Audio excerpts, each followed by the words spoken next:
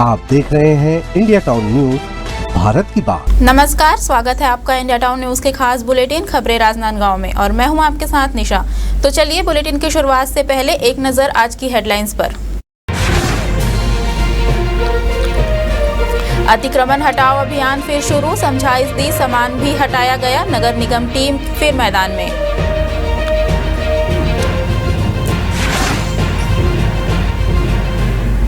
खैरागढ़ में 6800 प्रतिभागियों की जीके प्रतियोगिता, संघर्ष मंच की प्रतियोगिता में जबरदस्त उत्साह, 40 केंद्रों पर सामान्य ज्ञान परीक्षा। राहुल गांधी को जान से मारने की धमकी, पिंटू महादेव पर एफआईआर की मांग, कोतवाली थाने पहुंची कांग्रेस।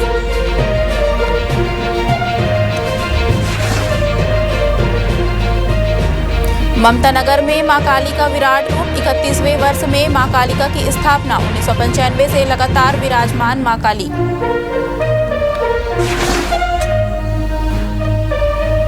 थाना परिसर में गूंजे जय माता दी के जयकारे, बसंतपुर थाने में हवन पूजन से सजी नवरात्रि, सुरक्षा, शांति और समृद्धि की कामना की गई।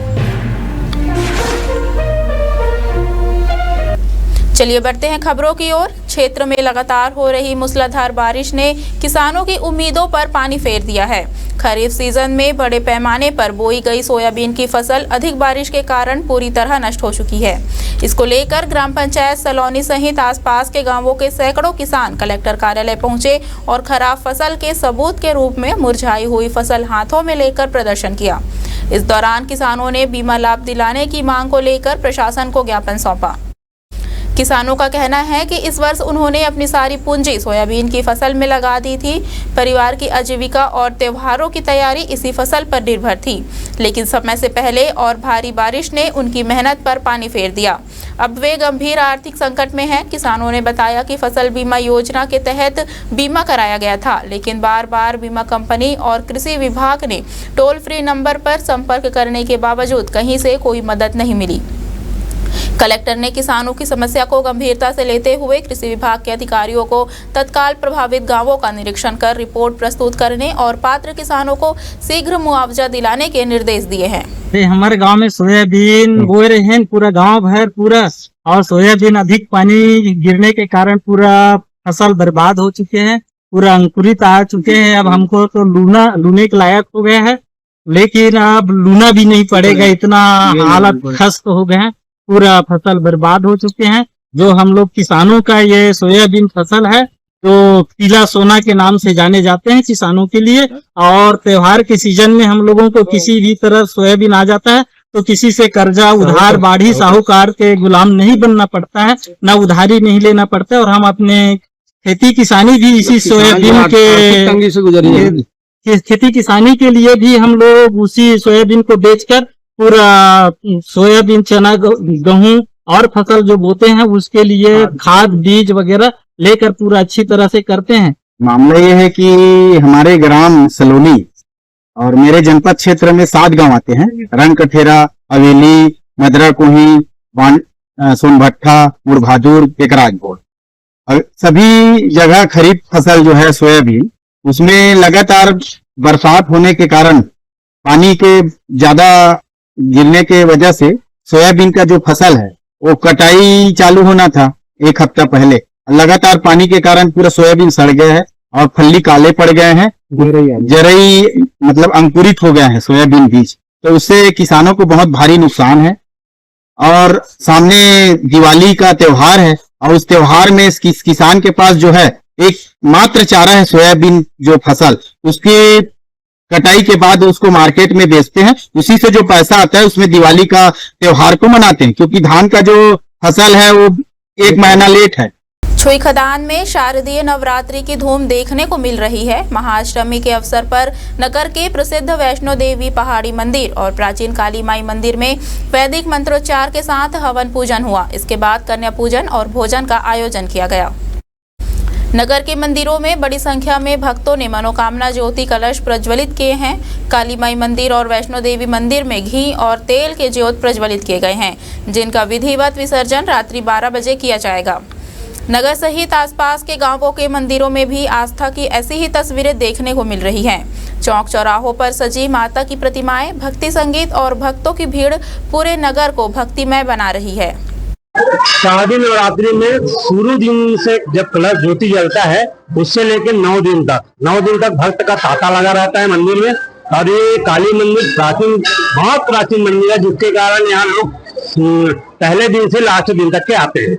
आज अष्टमी का दिन है। अष्टमी के दिन में आज सवेरे शीतला मंदिर में हवन हुआ और 12 बजे अभी काली मंदिर में हवन हुआ। लोग अपनी मनोकामना के लिए 9 दिन तक उपवास रहते हैं। कोई भंडारा करवाता है, कोई कन्या भोज करवाता है। सबकी अपनी अपनी मनोकामना रहती है, जिसको माँ पूर्ण करती है। आज जो है महाअष्टमी है और ये छोई खदान वार्ड नंबर 15 में माँ पहाड़ी में वैष्णो माता बैठी है। तो इस वार्ड नवरात्रि में तेल का 120 ज्योति प्रज्वलित हुआ है और घी का 9 ज्योत भक्तों के द्वारा जलाया गया है। और आज महाअष्टमी महागौरी का पर्व है। अष्टमी के दिन मंदिर प्रांगण में हवन पूजन किया गया। अभी कन्या पूजन हो रहा है, फिर कन्याओं का भोजन होगा। तो सभी भक्त जो है आसपास क्षेत्र के और नगर के सभी भक्त आकर के अपनी आस्था का जोत जलवाते हैं और माता से अपनी कामना करते हैं और निश्चित ही भक्तों की कामना पूर्ण होती है। यहाँ शारदीय नवरात्रि में ज्योति कलश बहुत कम रहता है और फिर भी इसके अंदाज से 500 आसपास है अभी। और अगले आने वाले सत्र में ज्योति कलश यहाँ बहुत ज़्यादा रहता है, ज़्यादा मात्रा में। इसका विसर्जन कब होगा? विसर्जन आज रात्रि 2 बजे के बाद हो जाएगा। तो कितने ज्योति कलश प्रज्वलित किए गए? हमारे यहाँ 551 है फिलहाल। क्या क्या तेल है घी के? घी का है अपना 645 है और 445 और बाकी घी है। खैरागढ़ में संघर्ष मंच द्वारा आयोजित द्वितीय सामान्य ज्ञान प्रतियोगिता 2025 जिले भर में बड़े ही उत्साह और व्यापक सहभागिता के साथ संपन्न हुई। प्रतियोगिता में खैरागढ़, छुईखदान, गंडई जिले से कुल 6800 प्रतिभागियों ने हिस्सा लिया, जो इस आयोजन की बढ़ती लोकप्रियता को दर्शाता है। प्रतियोगिता में जिले के 40 परीक्षा केंद्रों पर आयोजित की गई प्रतियोगिता को आयु के आधार पर 3 वर्गों में बांटा गया। परीक्षा में सामान्य ज्ञान के साथ साथ गणित, हिंदी, अंग्रेजी, विज्ञान, सामाजिक विज्ञान, खेल और छत्तीसगढ़ से जुड़े विशेष प्रश्नों को शामिल किया गया था। इसके अलावा अंत में प्रथम, द्वितीय और तृतीय स्थान प्राप्त करने वाले विजेताओं को पुरस्कार प्रदान किए गए। आयोजन समिति ने एक सराहनीय घोषणा करते हुए बताया कि सभी प्रतिभागियों को प्रतियोगी परीक्षाओं की मुफ्त कोचिंग प्रदान की जाएगी।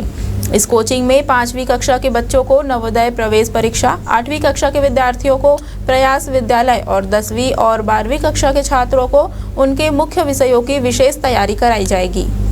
आज संघर्ष मंच द्वारा एक बहुत ही बढ़िया संघर्ष मंच द्वारा सामान्य ज्ञान का प्रतियोगिता रखा गया था।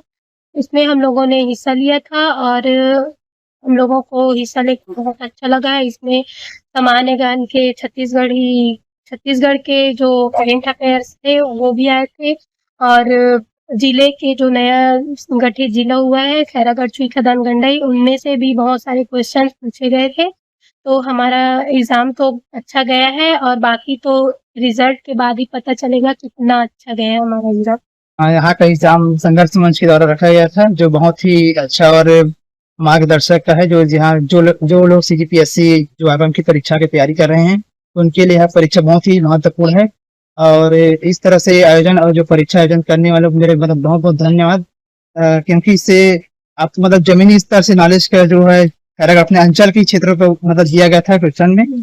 और बहुत से छत्तीसगढ़ के बारे में भी बहुत सारे नॉलेज, जैसे कि यहाँ की कला संस्कृति और यहाँ की जो संसाधन वगैरह है सबके बारे में अच्छी तरह से पूछा गया था। और बहुत से जो मैथ्स थे, इंग्लिश थे और जो विज्ञान के बारे में बहुत कुछ अच्छा सवाल आया था। जो आगे आपको तैयारी करते हैं उनके बारे में काफी मदद मिलेगा। सामान्य ज्ञान जो पेपर हुआ उनका एक्सपीरियंस बहुत अच्छा रहा।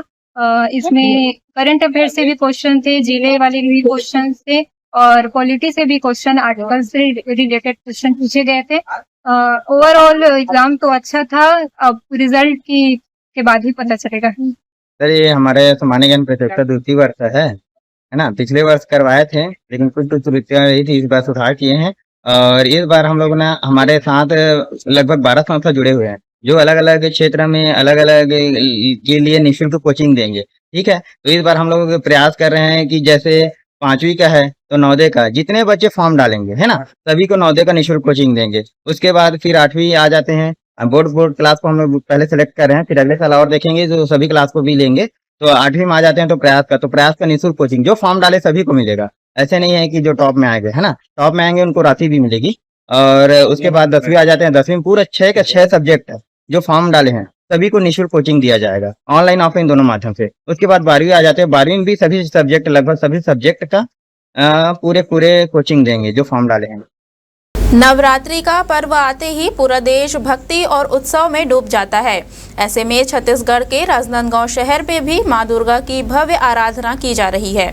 खास बात यह है कि केशर नगर की कालीबाड़ी में स्थापित की गई मां दुर्गा की प्रतिमा कोलकाता से लाई गई है और यह बंगाली परंपरा के अनुसार पूजी जा रही है।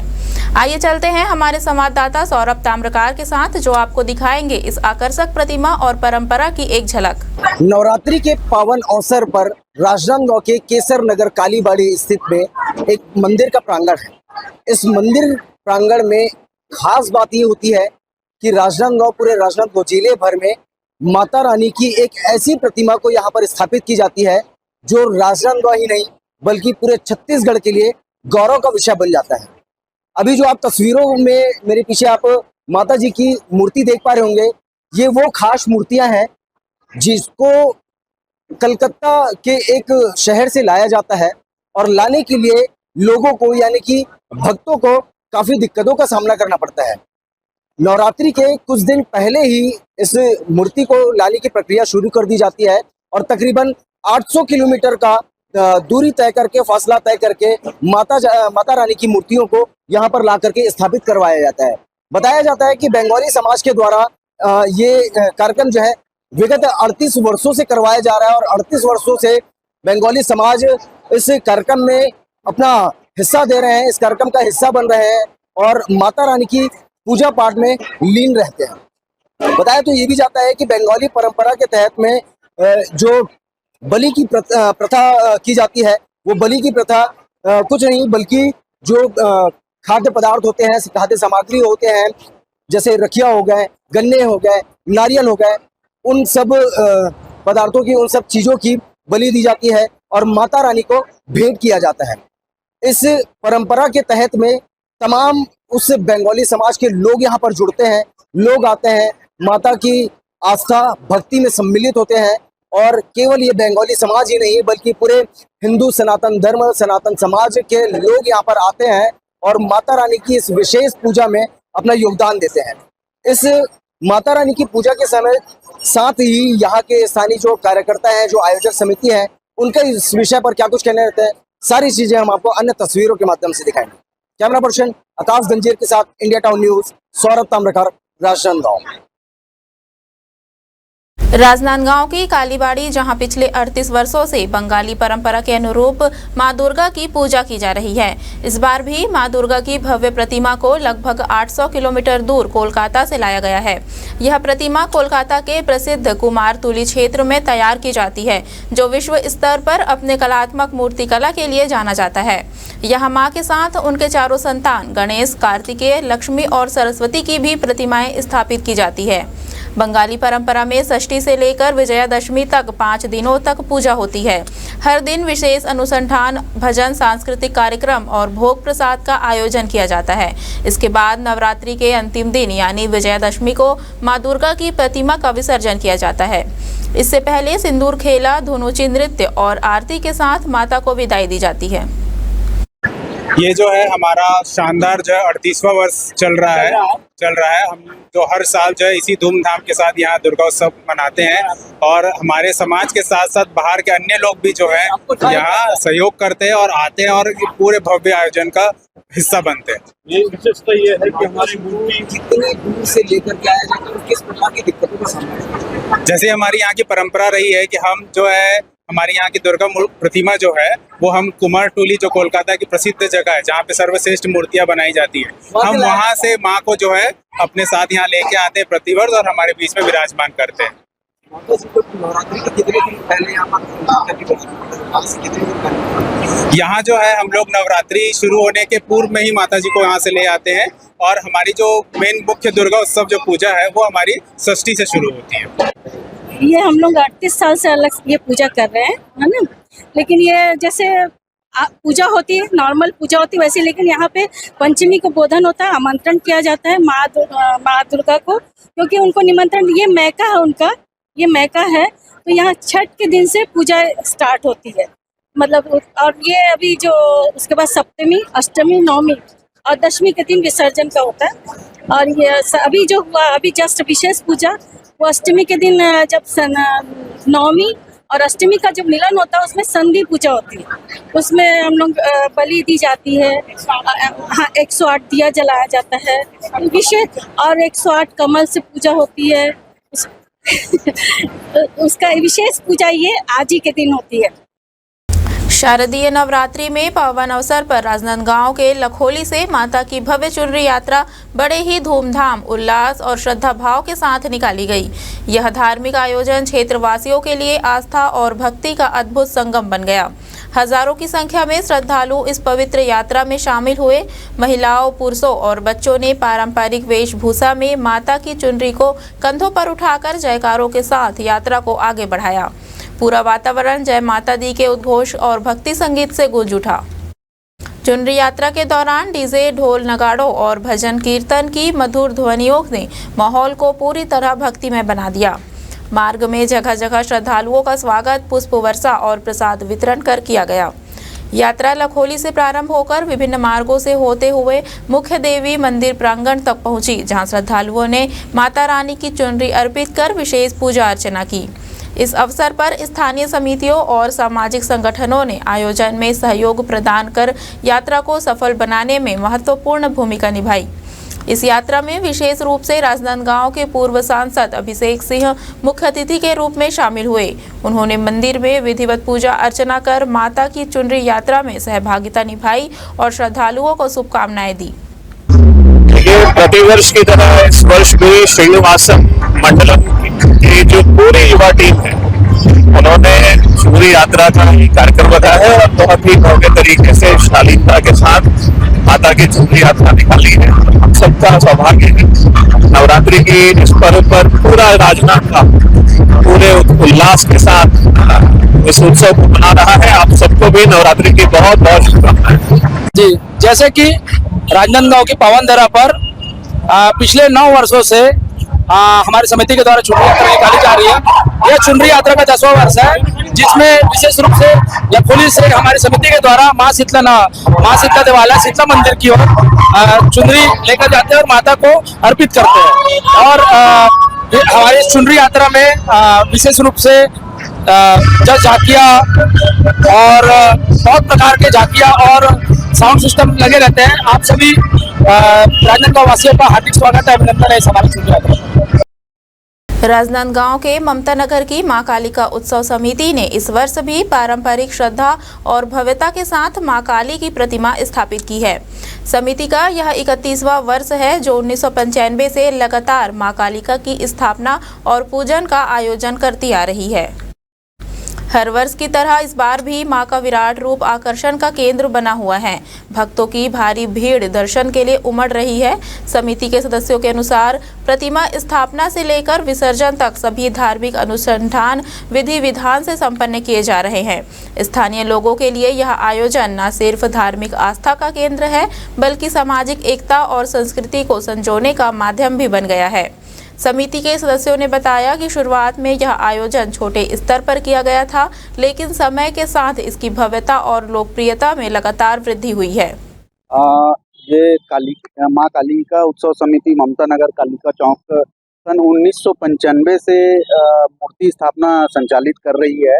इसमें हमारे जो वरिष्ठ संरक्षक और वरिष्ठ सदस्य और पदाधिकारी हैं, इसमें से कुछ लोग अभी नहीं हैं जिन्होंने इसकी स्थापना की है, जैसे नकुल सिंह ठाकुर, गोपाल सिन्हा, दुबे जी, अभी वर्तमान में ओम प्रकाश बहकर, राजू देवांगन जी, बसंत देवांगन जी, बबलू रामटेके जी, इन्होंने इसकी नींव रखी है सन 1995 में।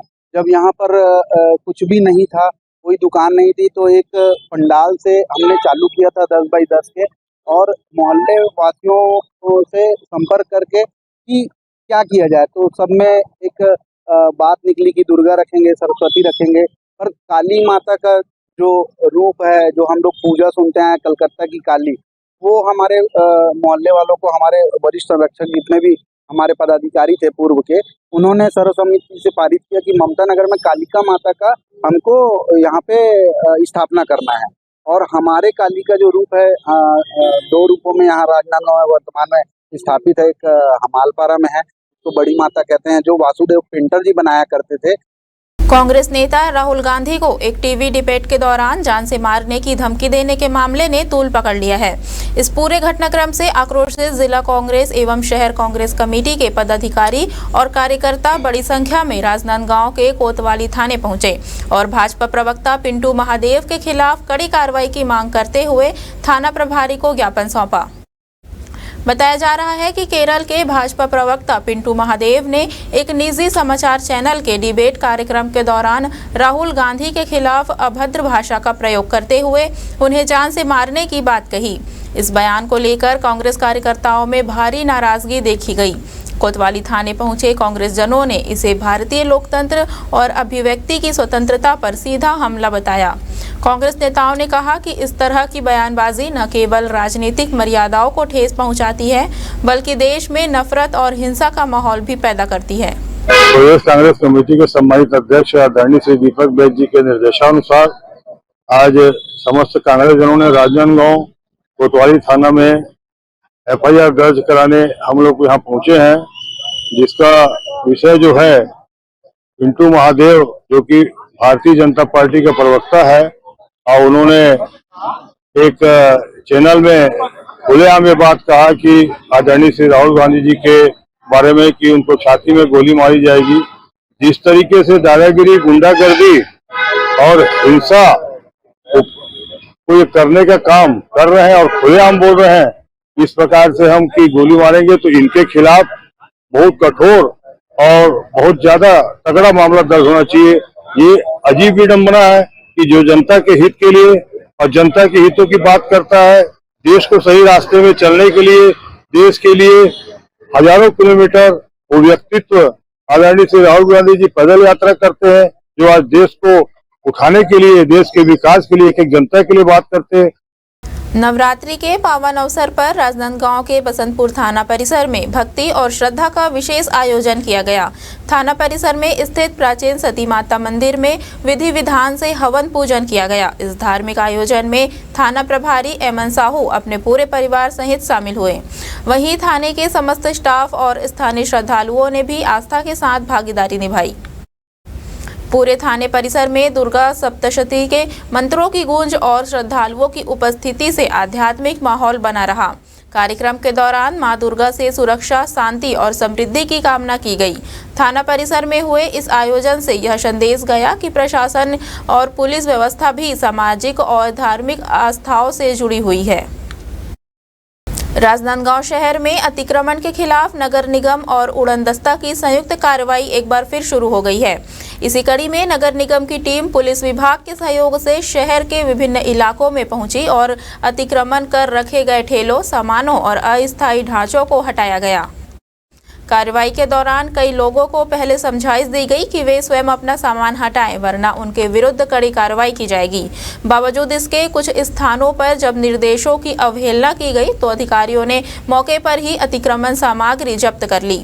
नगर निगम अधिकारियों का कहना है कि यह अभियान नियमित रूप से चलाया जाएगा और अगर अतिक्रमण दोबारा पाया गया तो जुर्माना और अन्य दंडात्मक कार्रवाई की जाएगी। राजनांदगांव के प्रसिद्ध धार्मिक स्थल मां पाताल भैरवी मंदिर के समीप हर वर्ष चैत्र और कुंवार नवरात्रि के अवसर पर लगने वाले विशाल भंडारे की परंपरा इस वर्ष भी धूमधाम से निभाई गई। इस सेवा भाव से परिपूर्ण आयोजन की जिम्मेदारी विधि डायग्नोसिस ने लगातार 7वें वर्ष निभाई। यह भंडारा मां पाताल भैरवी के प्रांगण से कुछ दूरी पर विशाल स्तर पर आयोजित किया गया, जहां हजारों श्रद्धालुओं ने भक्ति भाव से प्रसादी ग्रहण की। विधि डायग्नोसिस के डायरेक्टर और उनकी पूरी टीम इस आयोजन को सफल बनाने में जुटी रही। भंडारे की सबसे बड़ी खासियत यह रही कि यहाँ केवल भोजन ही नहीं बल्कि श्रद्धालुओं के लिए सच्चे सेवा भाव का अनुभव भी हुआ। माता रानी की रसोई में व्यंजन तैयार करने वाले रसोइयों का भी इस आयोजन में महत्वपूर्ण योगदान रहा, जिनकी मेहनत और सेवा ने भंडारे को विशेष बनाया। तो बहुत ही अच्छा लगता है। अब मैं आपको क्या बताऊं, ये जो चैत और ये शारदीय नवरात्रि में जो हमारा भंडारा हम हर सप्तमी को करते हैं, नवरात्रि में, दोनों नवरात्रि में हम सप्तमी करते हैं। माँ भुवनेश्वरी की असीम कृपा से ये भंडारा हम करने में सफल हो पाते हैं और माँ की कृपा से ही जो भक्तजन जो आते हैं हर नवरात्रि में करीब 15 से 20 हजार लोग इस प्रसाद ग्रहण करने आते हैं। तो ये सब जो भी हो पाता है उन्हीं की कृपा से हो पाता है और आगे भी अगर माँ की कृपा रही तो इसको हमेशा करते रहेंगे। कितने सालों से हो रहा है सर? पिछले 7 सालों से हम इसको कर पाने में सक्षम रहे हैं। कितने मिलता है सर मेरे को? अपना कर्तव्य हम पूरा करते हैं, माता रानी के चरणों में सबको अपने समझ के अपना सब लाते हैं स्टाफ और 40 घंटा दिन और रात मेहनत करते हैं हम लोग यहाँ पर। कितने तरह का व्यंजन होता है इसमें और कितने लोग इसमें लगे हैं? इसमें 60 से 70 लोग रहते हैं मेरे साथ में और पूरा स्टाफ का मैं एक सीनियर हूँ यहाँ पर, सबको संभालता हूँ। रसोई वसई पूरा यहाँ पर। क्या क्या व्यंजन यहाँ पे भक्तों को? खीर है, पूड़ी है, हलवा है, 3-4 प्रकार की सब्जी है, पुलाव है, खिचड़ी है, ये सब रहता है सर। नवरात्रि के पावन अवसर पर बसंतपुर स्थित हनुमान मंदिर प्रांगण में मां शारदा युवा मंच द्वारा एक भजन संध्या का आयोजन किया गया। कार्यक्रम के आयोजक सुनील सेन एवं मंच के युवा साथियों ने श्रद्धालुओं को एक आध्यात्मिक संध्या का सौगात दिया, जिसमें नगर के कोने कोने से भारी संख्या में भक्तजन शामिल हुए। कार्यक्रम के मुख्य अतिथि समाज सेवी पवन डागा रहे। साथ ही कार्यक्रम में विशिष्ट अतिथियों के रूप में पार्षद जैनम बैद समेत अन्य गणमान्य नागरिक उपस्थित रहे। कार्यक्रम का कुशल संचालन राज्यपाल पुरस्कार के लिए चयनित शिक्षक थंगेश्वर कुमार साहू द्वारा किया गया। भजन संध्या में संस्कारधानी राजनांदगांव के प्रसिद्ध कलाकारों ने एक से बढ़कर एक भक्ति, जस और छत्तीसगढ़ी धार्मिक गीतों की शानदार प्रस्तुतियां दी, जिससे भक्तगण झूम उठे। राजनांदगांव में आगामी दशहरा उत्सव को लेकर जिला प्रशासन ने तैयारियों को अंतिम रूप देने के लिए एक महत्वपूर्ण बैठक का आयोजन किया। इस बैठक में जिला प्रशासन, पुलिस विभाग, नगर निगम, स्वास्थ्य विभाग और ट्रैफिक पुलिस के वरिष्ठ अधिकारी शामिल हुए। बैठक में उत्सव के दौरान आमजन की सुरक्षा, सुविधाएं और समुचित व्यवस्था सुनिश्चित करने को लेकर कई अहम निर्णय लिए गए। रावण दहन और जुलूस मार्ग को लेकर सुरक्षा व्यवस्था को पुख्ता करने के निर्देश दिए गए हैं। इस दौरान पर्याप्त संख्या में पुलिस बल की तैनाती की जाएगी, जिससे किसी भी अप्रिय स्थिति से निपटा जा सके। वहीं ट्रैफिक पुलिस ने भीड़भाड़ और जाम की स्थिति से बचने के लिए ट्रैफिक डायवर्जन की योजना तैयार की है। इसके तहत कुछ मार्गों को वैकल्पिक रूट के तौर पर प्रयोग किया जाएगा, ताकि आवाजाही में कोई बाधा न आए। साथ ही उत्सव स्थल पर एम्बुलेंस और मेडिकल टीम की उपलब्धता सुनिश्चित की जाएगी। प्रशासन ने आयोजन समिति और आयोजकों से अनुरोध किया है कि वे समय पर और निर्धारित मार्ग का सख्ती से पालन करें, ताकि उत्सव शांति और सुव्यवस्था के साथ संपन्न हो सके। आगामी दशहरा को लेकर सभी प्रमुख दशहरा समिति की बैठक ली गई, जिसके संदर्भ में उनको बताया गया कि एंट्री एग्जिट पॉइंट क्लियर रखेंगे, भीड़ होने की स्थिति में क्या व्यवस्था करनी उनको बताया गया है। आवश्यक रूप से बैरिकेटिंग को लगाएंगे। साथ ही जो पासधारी है, केयर पासधारी है, उसको निर्धारित करें, उतनी पास उतने ही संख्या में बांटें जितनी संख्या में सीमित उनके पास सीटें हैं। इसके अलावा लाइट का भी सुरक्षा का ध्यान रखने के लिए बोला गया है कि तार कटे हुए ना हो। साथ ही रावण का दहन होगा तो अग्निशामक यंत्र आवश्यक रूप से रखें। इसके अलावा वॉलेंटियर को भी रखें। साथ ही भीड़ आएगी तो उनके लिए पर्याप्त पार्किंग की व्यवस्था रखें। इनको आवश्यक हिदायत दी गई समिति। समझाइश इसमें यही दी गई है कि जनहानि ना हो, और दूसरा दी गई कि जो आगजनी है, ये सब मामलों से अपने को बचना है और बचाना भी है। जो पब्लिक आएगी उसमें एक वॉलंटियर अपने को तैयार करना है। वॉलंटियर के हिसाब से जनता जितनी पब्लिक आएगी उनकी अपने को सुरक्षा का विशेष ध्यान रखना है। और बाकी तो पुलिस प्रशासन जो है ये और जो प्रशासनिक जो अधिकारी हैं सारे हमारे साथ हैं, सब सहयोगी तत्व में सब साथ हैं। हमारे खास बुलेटिन खबरें राजनांदगांव में फिलहाल इतना ही। मुझे दीजिए इजाजत। नमस्कार। आप देख रहे हैं इंडिया टाउन न्यूज, भारत की बात।